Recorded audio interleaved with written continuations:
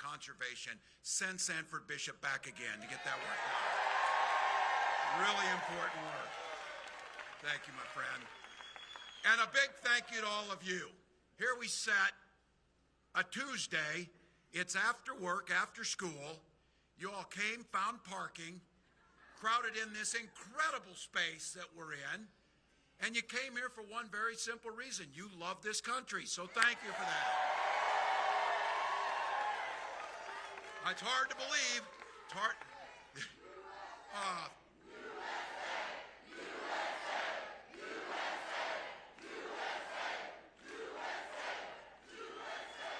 The privilege of being here.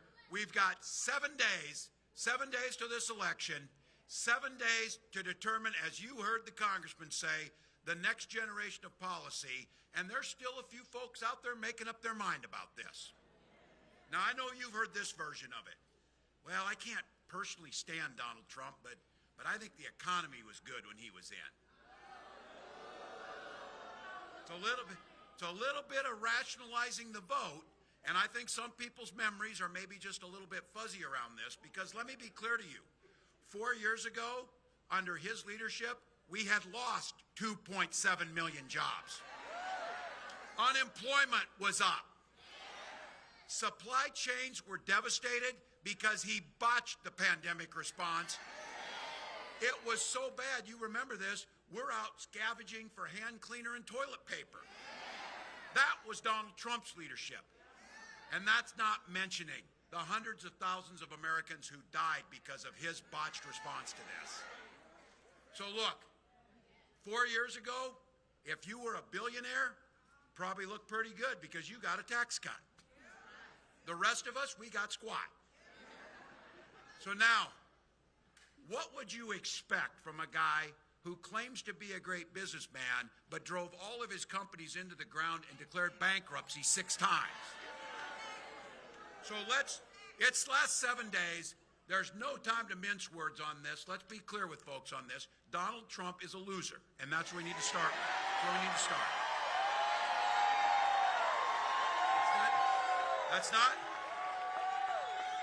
That's not name calling, that's factual. He loses jobs. 5,000 manufacturing jobs in Georgia were gone because of him. He loses businesses. We all know he loses in court. So that's what he does. And no matter what J.D. Vance says, he damn sure lost the 2020 election. And that might be thanks to Georgia, so thank you for that, Georgia. But here's the good news. Here's the good news in all of this. As people are maybe feeling a little bit of that anxiety or whatever, there's an antidote to that anxiety. And that antidote is Kamala Harris for president. So let's tell the story to those people who are undecided. Under her leadership, Georgia's gained 45,000 manufacturing jobs. The private sector has invested $42 billion in this state, including Bluebird's school bus manufacturing facility across town. And I might add, thank you to all of you, one of the biggest union shops in the South. And she's also offering us a positive new way forward, where she understands the economy works best when it works for everybody. Look, I couldn't be more proud to be on this ticket. Together, we've got a plan. Not a concept of a plan, a real plan to lower costs for families, put more money in your pocket, and make sure everybody gets the opportunity to get ahead, not just get by.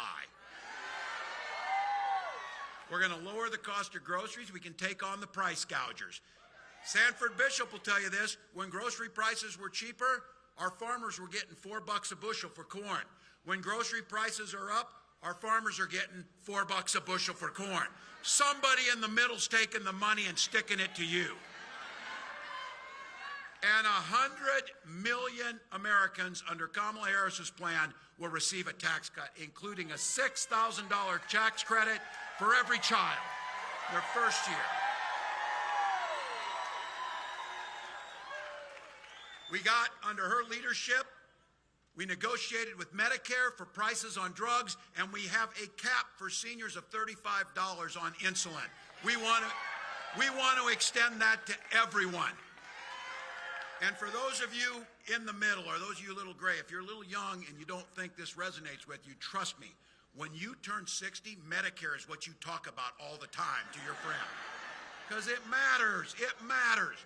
And what Kamala has proposed is, this is transformational, allowing Medicare to pay for in-home care for our seniors so they can stay in their homes longer. And to the seniors, they know this, to allow Medicare to pay for your glasses and your hearing aids, for goodness sakes. All these things put money into the middle class. Now, Trump came out with a plan that if we execute his plan, Social Security will go broke in 6 years. Now, Social Security might not be very important to a guy like that if you're a billionaire and your dad gave you $400 million and you pretty much squandered all that, but you can just limp along on $400 million, you know, these guys do. He doesn't care. He doesn't care that he gets a check. Now, he is nearly 80, so he does qualify for Social Security. He does qualify, but he doesn't give a damn. My mom cares, who's nearly 90. She uses her Social Security check that she paid into for a lifetime, my dad paid into, so she can pay her heat and her grocery bills. Kamala Harris and I will protect Social Security and Medicare and make it stronger.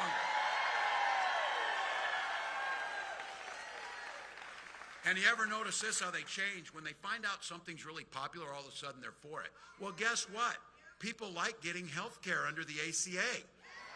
Now Donald spent a lifetime, his entire time in politics, saying he was going to get rid of the ACA. He tried 60 times. If it hadn't been for the courage of John McCain, he'd have got away with it. Well, let's be very clear.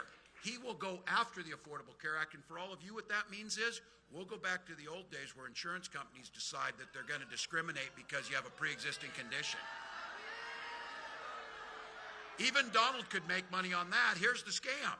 The insurance companies were allowed to insure who they wanted. Oh, they picked young, healthy people. The rest of us, oh, you broke your leg one time, you're out. You're a woman, you're out. That's a pre-existing condition. You got asthma, you're out. And then you actually have a legitimate claim. Some of you know this. How much damn paperwork you have to fill out to get the claim filed? What we know is we'll protect the ACA, making sure insurance companies aren't in charge of health care. You're in charge of your health care. And for the young folks here and those starting families, we know the most important purchase you make is your home. It's the most important security that you have. And we'll make it more affordable by creating 3 million more new homes, but also helping you with the down payment assistance and $25,000 down payment assistance. And those of you who have a dream of starting your own business, making sure the capital is there when you start, making sure we're focusing on that, making sure you get a $50,000 tax credit to get that new business off the ground. We get asked this all the time because guess what? We've got a plan. We're drawing it out. We're showing you what it is. They said, how would you pay for all that? Well, we could start by having Donald Trump pay his damn taxes to start with. So he brags about it. I know how to work the system. 10 out of the last 15 years, this guy hasn't paid federal tax. How does he think we pay our police, our teachers, fix our roads? He doesn't care about that. You do. That's why when we say we're going to make these proposals happen, we can do it and balance the budget, unlike what he does in terms of calling himself the king of debt and driving up our national debt. Now, look, we're giving you a plan on this. We know what that guy is, but we need to give you something to vote for, that clear plan. And so for those undecided members of your family, let me tell you exactly what Vice President Harris is proposing on this. A strategy for manufacturing that builds on those historic investments of the bipartisan infrastructure law. Thank you, Congressman, for that. The CHIPS Act. Thank you, Congressman. Science Act and the Inflation Reduction Act. And one that empowers American workers and revitalizing manufacturing communities, starting right here in Columbus, as the recently announced home of the first semiconductor manufacturer in the region, right here. Those are real jobs for real families. So we did this up in Lansing, Michigan. Senator Vance called that table scraps for people. 650 good union jobs that people used to put food on their table, he called table scraps and said they would pull that money back. We'll cut the red tape to unleash the full potential of American industry so we can build more factories faster than we have before.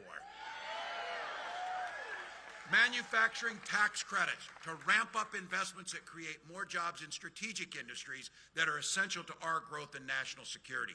And these tax credits will reward companies that guarantee workers the right to organize. And something we did in Minnesota, Vice President has talked about this, eliminating unnecessary degree requirements while increasing skill developments for 500,000 federal jobs.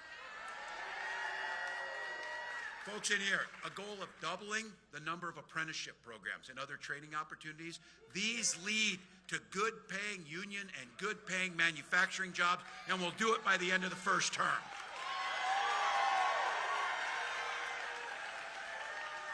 And instead of doing what Donald Trump is, cozying up to these dictators, cozying up to China, we'll never let other countries like China undermine these investments with unfair trade deals. Look, that's a plan, not a concept of a plan, and I'm damn proud of it, so I'm going to stick with it. But I kind of shoot from the hip and speak where I'm at, so before I said they don't have a plan. They do have a plan, though, people, because they did it. They wrote it out. It's 900 pages. It's called Project 2025. Now they're like, oh, I don't know what that is. I don't know. Look, I coach football long enough. No, you take the time to draw up a playbook, you're going to run the plays. And that's what it is. And this playbook is a goddamn nightmare. I'm telling you, it is a nightmare. Project 2025, here's what it does. And the congressman can tell you how much damage this will do. It would repeal the bipartisan infrastructure law, the Inflation Reduction Act, threatening hundreds of thousands of new manufacturing jobs right here in Georgia included in that. These are building bridges, building roads. The biggest single investment since the Eisenhower interstate system. It was passed bipartisanly. It was moved forward. Donald Trump spent his 4 years telling us, oh, it's infrastructure week. Well, Sanford Infrastructure Week never came until Joe Biden and Kamala Harris got there. And that's why we have it. And then because Donald doesn't listen to experts, just like during the COVID pandemic, you've got good hospitals down here. I'm from the state of the Mayo Clinic. They told us how to handle COVID. Donald said, don't worry about that. Just drink bleach or whatever you need to do. Look, he doesn't know the economy either, and he's talking about establishing a Trump sales tax on everything from groceries to prescription drugs. The experts who know how this works said that will cost you and your families $4,000 a year. Now, Donald says China will pay for it. Oh, yeah, just like Mexico will pay for the wall. Yeah, you know. She knows. And look, that repeal in Project 2025, very clear. Repeal the ACA, cut Social Security, cut Medicare. That's what the plan is, and it's written out. Now, look, I know in this room, and I know you got neighbors who have this, you remember the Republican Party that added much to this country. You remember a Republican Party that especially knew how to stand with our allies and understood what freedom meant. That's not Donald Trump. That is not Donald Trump. What he means is, when he talks about freedom, he means government should be free to be in your exam room, to be in your library, to be in your bedroom. I know Georgia has the same rule we have in Minnesota. Things work better if you just mind your own business and stay out of mine. I don't want any politician in my bedroom, certainly not Donald Trump, I can tell you that. Look, when Kamala and I talk about freedom, this is pretty simple, and this is the old Republican Party. This is where independents are at. Freedom means that the government should stay out of those decisions. You should make them, and she believes that. Freedom for seniors to retire with dignity by strengthening Social Security and enhancing Medicare. It's a simple process. And I say this as not just a governor or a candidate. I say it as a father, as a teacher. The freedom to send our little ones in their best clothes off to school to be kids and learn without being shot dead in their classroom. That's a right. I know this as a veteran, as a hunter, as a gun owner. Kamala is a gun owner. We know this. We can uphold, we all here, we can uphold the Second Amendment while upholding our first responsibility to protect our children. You can do both. Now, this is a great crowd, and it's mixed from young and old, but I'm going to take and split this crowd just a little bit. I'm going to talk directly to the men here for a moment. For all of you, the women that you love in your life, as you're thinking about this election to them, men, the women that you love and the women that are in here, for them, this election means their lives are literally at stake on how this goes. Donald Trump appointed those Supreme Court justices with the idea they were going to repeal Roe versus Wade, although they lied in their confirmation hearings and said they would not, but they did. He now brags about it. He is glad that my daughter Hope, your daughters, and those loved ones you're thinking about now have fewer rights than their moms did. More than 20 states, including your state, have a Trump abortion ban.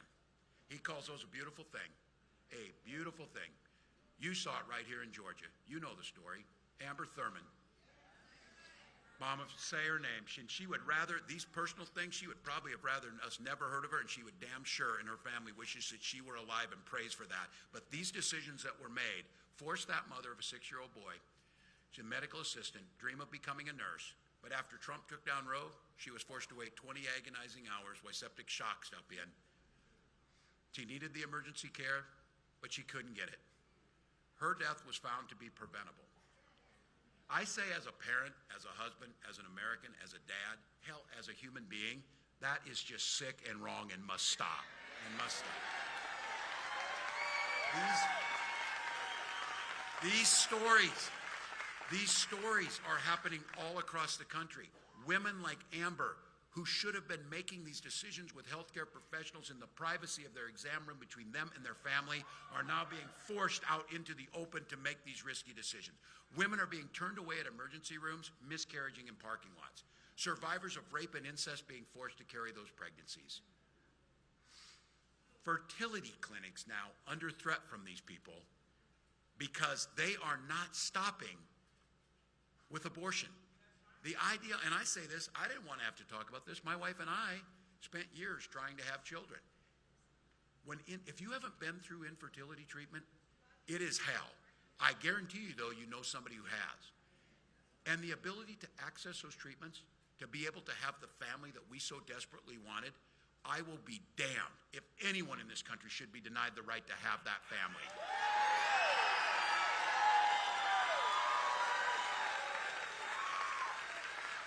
So when we take back the House of Representatives, hold the Senate, and elect Kamala Harris, she will proudly sign that into law. Look, you came here because of love of country. You came here because you believe in the promise of America. We've got a week to go. We can win this thing. But I'm not taking anything for granted. So here's the deal. I did the coaching for too long. It's time for us to do that final huddle and that final pep talk, folks. Here's the lay of the land. We've got about a handful or 7 swing states. Inside there, we have a few counties. We're setting in one of those that can make a difference. That can make a difference, not just in Georgia, but in the entire country. Not just for the next 4 years, but the next 40 years. Not just for us, but for future generations. So here's the deal. This is a privilege to be here, to be able to do it. This game is tied. We got 2 minutes on the clock. But here's the good news. We've got the damn ball. We've got the ball. We're driving down the field. We're blocking and moving forward.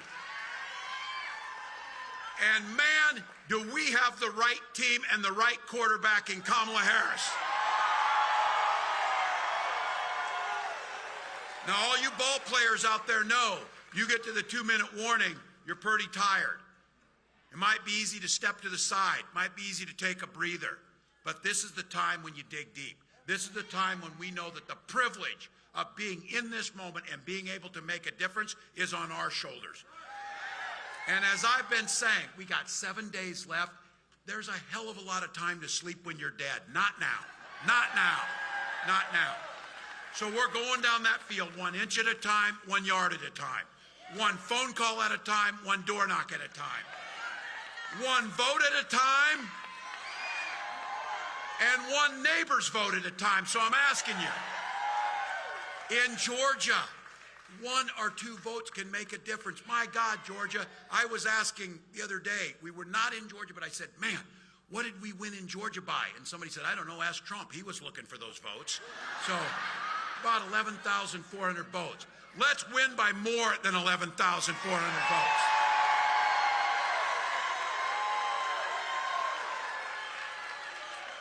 I will just share with you this. I mentioned this the other day to my wife, though. I said, look, I'll take any win on this. And wouldn't it be poetic justice of the universe if we win Georgia and it's by Jimmy Carter's 1 vote? So there we go. Georgia. Look, if you got a chance, go to KamalaHarris.com. But I'm going to ask, how many of you have already voted? All right. Early voting runs through Friday the 1st. You know that. If you've got a vote yet, you need to get in the mail, get it in, don't wait. If you're voting in person, remember to go take that ID. If you don't know where to go, ask somebody in here to go to iwillvote.com/GA. Look, we're leaving it all on the field. I am not waking up on the 6th because I'll tell you what I want is, for some of you who are younger, someday it'll happen to all of us. I want to be sitting on the porch in that rocking chair, and I want some young kid to come up and say, tell us about what you all did in 2024 to save the democracy. And every one of you, when they ask you, what did you do, you're going to say, every damn thing I could. So as the vice president says, when we win. When we vote, when we vote, Georgia, let's do it. Let's go.